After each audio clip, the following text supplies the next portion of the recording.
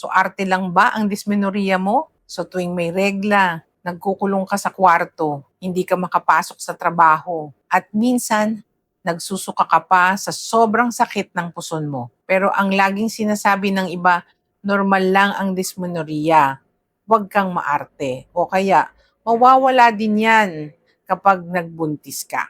So dahil sa mga linyang yan, alam nyo ba na inaabot na ng average na 7 years bago malaman ng isang babae na may sakit na pala siya. Pero bago mo tiisin ang sakit buwan-buwan, makinig ka na muna. Baka ang tawag dyan ay endometriosis. Ang lining ng matris natin ay kumakapal at tumudugo paglabas bilang regla. Pero sa endometriosis, may mga ligaw na halaman o tissues na tumutubo sa labas ng matres. Sa ovary, sa bituka o sa pantog. Tuwing may regla ka, dumudugo rin ang mga ligaw na halaman na ito. Ang problema, walang malabasan ang dugo sa loob ng tiyan mo. Kaya nagkakaroon ng matinding pamamaga at pagdurugo sa loob. Ang paniwalain ang sarili mo na kailangan mong tiisin ang sakit sa loob ng 7 taon, yan ay hindi tama. Kapag pinabayaan mo ang endometriosis, ang naipong dugo ay nagiging peklat o scar tissue.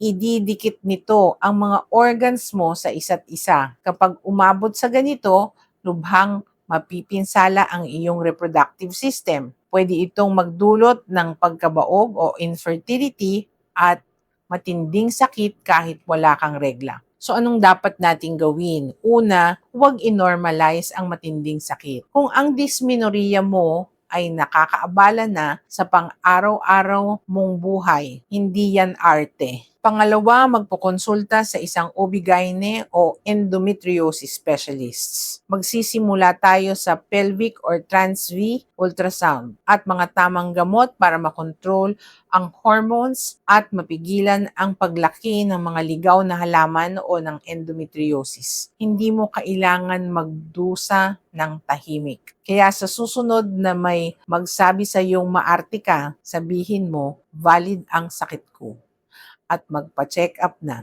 So tag mo yung mga amigas mong laging absent tuwing may period. Follow for more medical truths.